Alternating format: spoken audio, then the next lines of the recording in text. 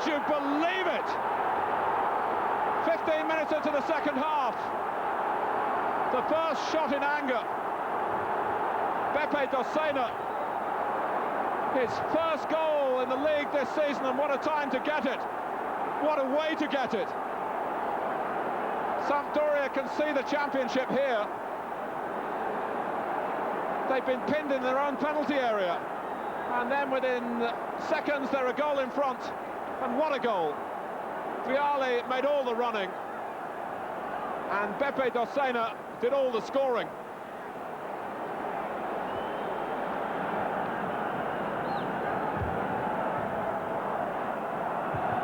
Berti. They're winning a lot of headers, Inter. But they're losing the match.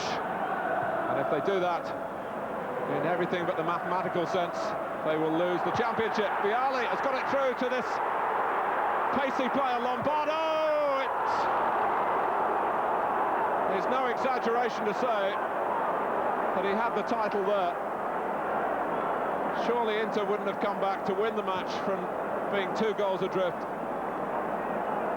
And once Lombardo had got free of Bremer's attentions, he looked up, looked to where he wanted to plant the ball, but he couldn't do it.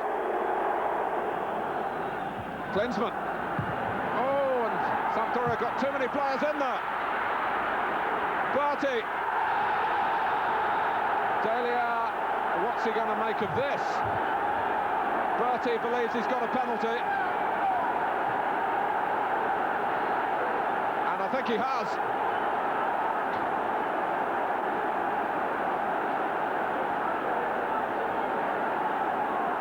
Sampdoria before that had so many opportunities really to clear their lines, and they got in each other's way. And then Berti picked it up just inside the penalty area. Cerezo stepped across him. Lothar Matthäus has planted the ball on the spot.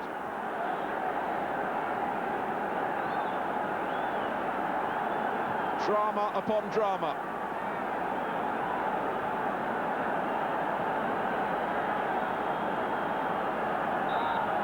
Here comes Matthäus. Oh, and he saved it!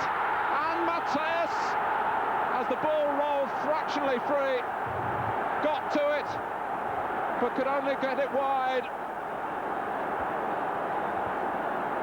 Well, surely he won't bet against Sampdoria now. The man who didn't take a penalty in the World Cup final stepped up with Inter's season on the line here and drilled it straight at a most capable goalkeeper. The European Footballer of the Year, the captain of the World Cup winners, has shown a human frailty in a high-pressure situation.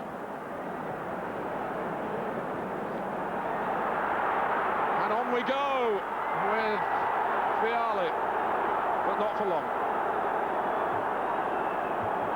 Ferry saw to that. The notebook is out, the card's out. Fasto Parry in the bottom of your picture there, really scarcely able to believe what's happening.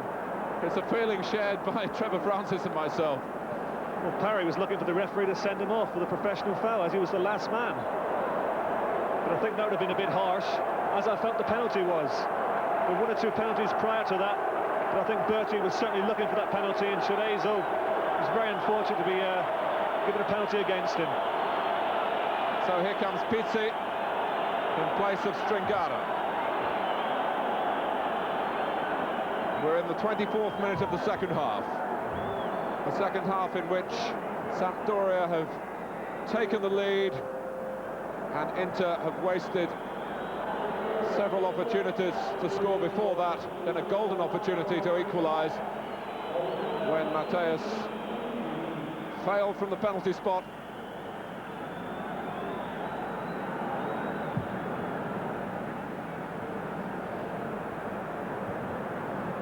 No one is being shortchanged by this match.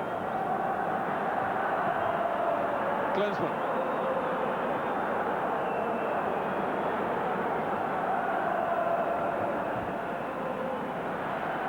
Pizzi, who's naturally left-footed. He really is an attacking midfield player.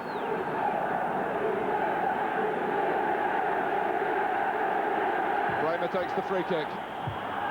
Oh, and Mateus is the loser again.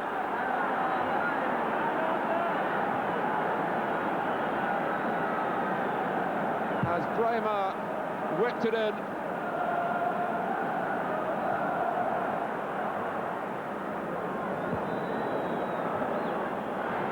Paganini.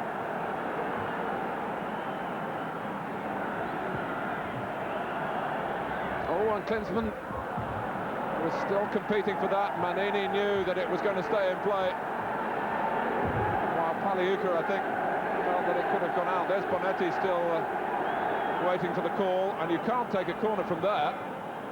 But Bremer's being allowed to do that. Oh, and it would have dropped in, I think. And Paliuka again.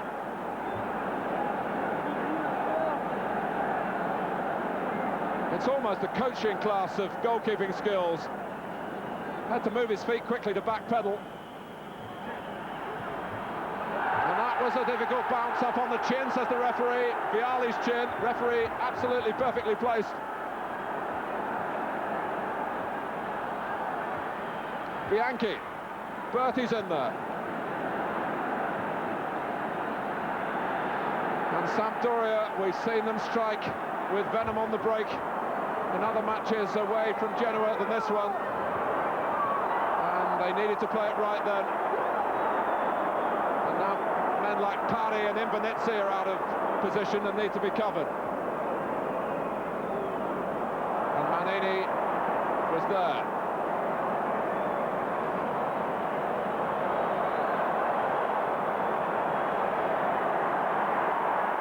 Here's Dossena. Lombardo is round the goalkeeper, it's hit the post! Vialli still waiting in the middle. Here he is, and it's off the line!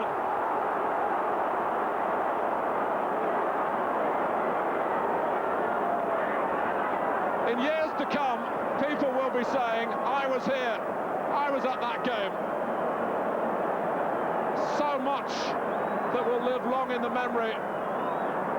And this will haunt Lombardo and Vialli if Sampdoria don't win the championship. 15 minutes to go. It stays at 1-0. How? Well, the incident there really needs no additional comment from me.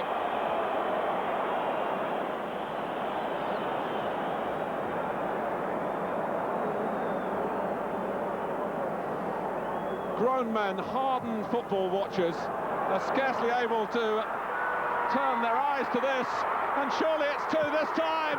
It is! The somersault of celebration from Gianluca Vialli. Zenga says it must have been offside. The linesman says no.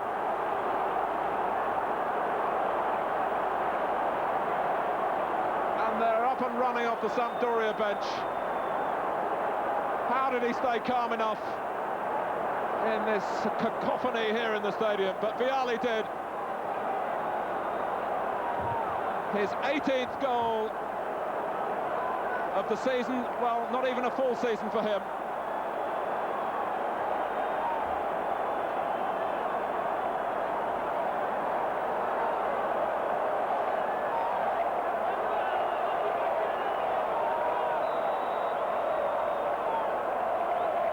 The champagne that Trevor was talking about earlier, well, they might be getting it ready now in the dressing room.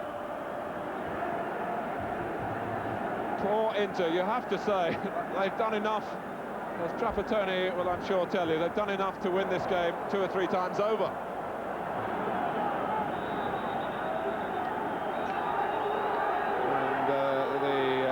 Security forces here have a major problem in this section of the ground.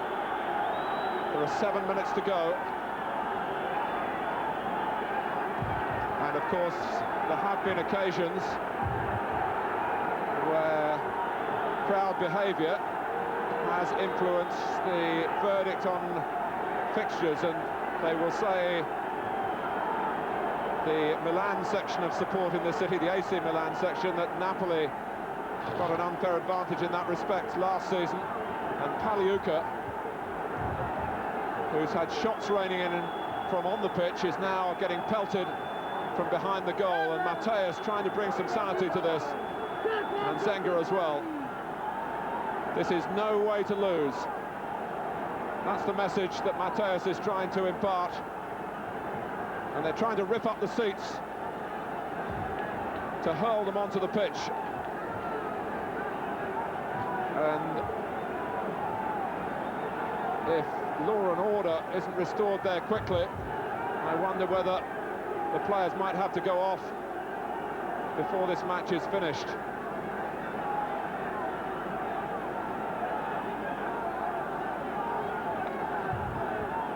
And you certainly feel that Sampdoria deserve to have their triumph here. All right, they've had their luck in this match. Inter have missed the opportunities to win the game and get back meaningfully into the championship race. But there's mob rule up there.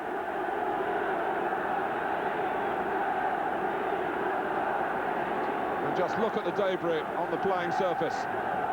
The players have got to get as far away from that, and Zenga showing a genuine concern for his opposite number. You have to say, where are the authorities?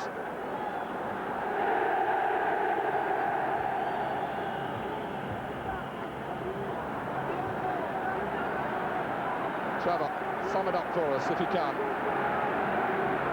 Well, what can one say after a performance like this? Inter have played absolutely fantastic, yet here they are, find themselves on the end of a 2-0 defeat. Full credit to Sampdoria. It suited them really to play on the counter-attack. They've come here for a point, they've come away with 2. And here's the man who's coming off now, Vialli, who's done so much earning them this victory today. Marco Lana is on the pitch, but can surely only play a part for a few seconds.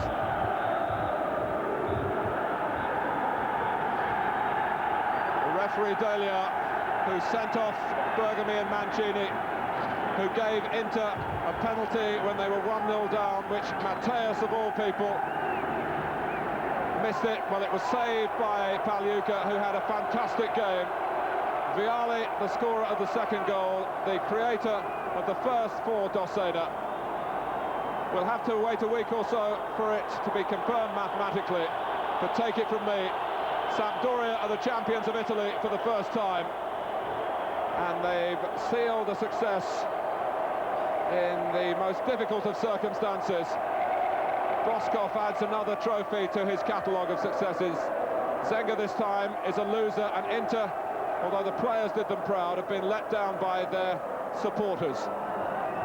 A day that certainly lived up to all the pre-publicity, and it's finished. Inter 0, Sampdoria 2.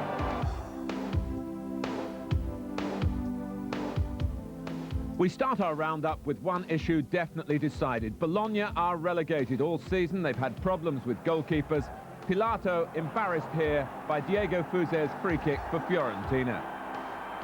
11 minutes later, though, Bologna put that behind them. An excellent equaliser swept in by Mariani. A win would have kept alive the slender hopes of the bottom club, and they might just have got it here, but top scorer Turk Yilmaz took a fraction too long.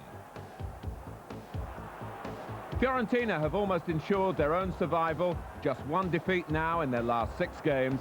Orlando's final shot here wildly off target, but the 19-year-old has had a most promising season. Bologna's last effort, a header from Herbert Bass.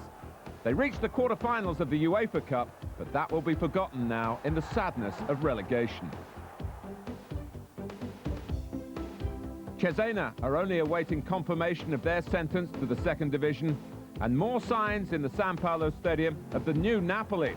Much more together in the Maradona aftermath. They survived Ansaldi's shot for Cesena, and then almost took the lead when Gianfranco Zola, Maradona style, curled a clever free kick onto the bar. And then Napoli won their third match in a row with this goal 5 minutes before half-time.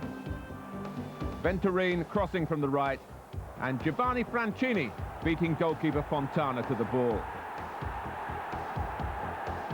In the second half, the current Italian international midfield player Massimo Crippa thudded a shot against the post. Napoli unbeaten in 5 since Maradona's suspension. A local derby at Bari with both sides in need of victory. Lecce in the more perilous position. Bari with only 1 win in their previous 8 games. They would have taken the lead here. Terracineri's shot, but vigilant Garcia on the line. The Brazilian Gianpaolo next to trouble Lecce. Garcia there again, getting in his goalkeeper's way, but preventing a goal. Into the second half in a tight, tense contest.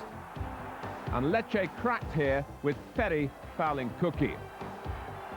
But Maialaro made an utter mess of the penalty for Bari.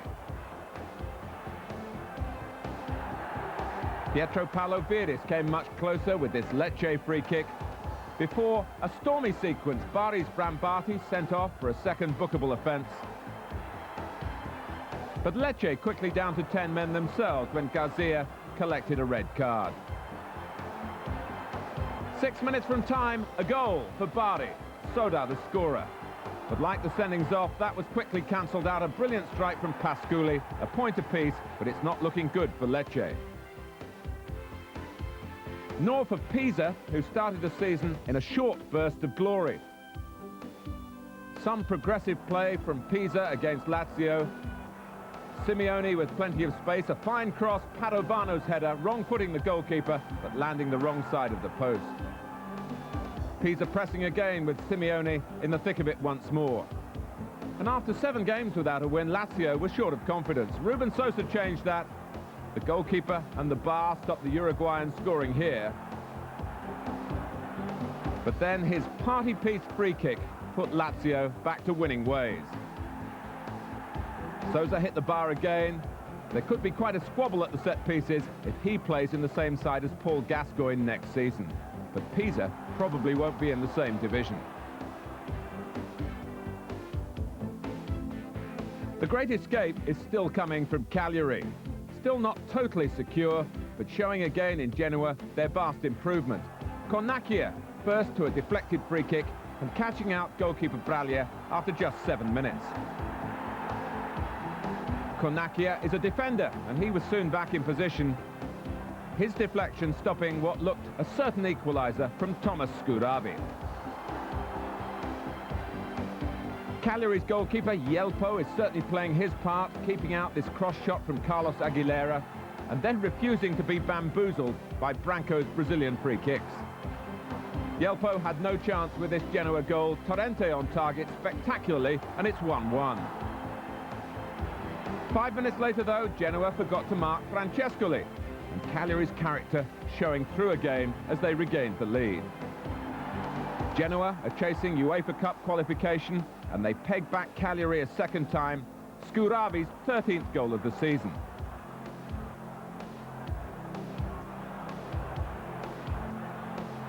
But Cagliari have lost only 2 of their last 14.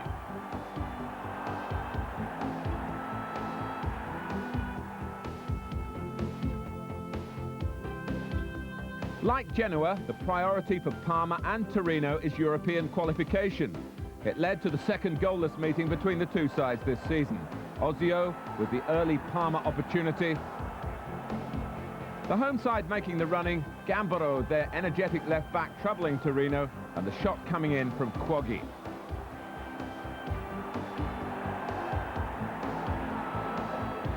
Gambaro catching the eye again in the second half, an enterprising run. With Ozio's assistance, he tried so hard to turn the game Parma's way. Torino tested Taffarel just once, Policano's free kick. Exactly who plays in next season's UEFA Cup from Italy will still take some sorting out. Roma have reached this season's final, 2 legs against Inter coming up, and perhaps on their minds when they allowed Atalanta to take the lead in the Olympic Stadium, Catelli scoring after 42 minutes.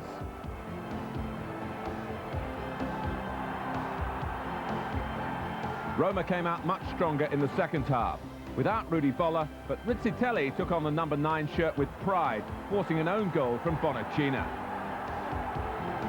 Then right on time, Naylor's shot fumbled by Ferron, and Rizzitelli on hand, 2-1 to Roma. Next stop for them, that UEFA final first leg in San Siro. A few months ago, Juventus against Milan looked a possible championship decider. Overshadowed now by Sampdoria's success, Milan still won well in Turin. Juventus so out of sorts at the end of the season, Marco Simone tucking away a Van Basten cross after just 3 minutes. And then Paolo Maldini climbed superbly to make it 2-0 to Milan, and it stayed that way into the second half. Alessio on now for Hessler, and the substitute struck the frame of the Milan goal. Plenty of incident in the match. Van Basten stretching Stefano Tacconi here. And then a couple of shies at the Milan goal from Salvatore Schillaci. But still nothing is coming off for him. Almost 6 months now since he last scored in the league.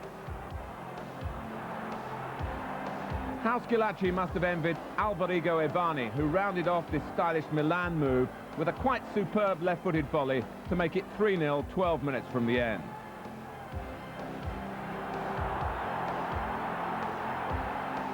There could have been even more humiliation for Juventus from Frank Rijkaard. Certainly not Juventus's day. Alessio a whisker away again. A 5th straight season without winning the championship, just not up to those great Juventus traditions.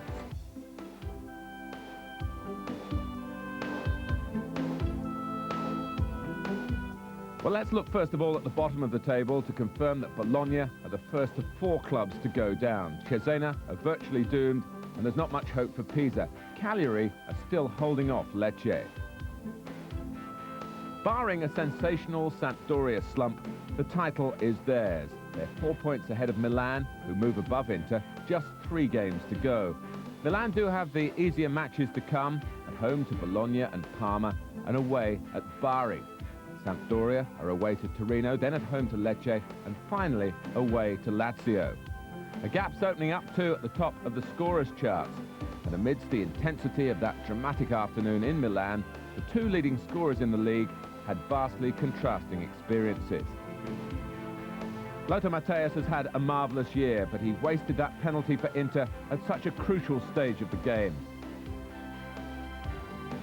Inter already a goal down, made by Vialli, a most timely first of the season for Beppe Dossena.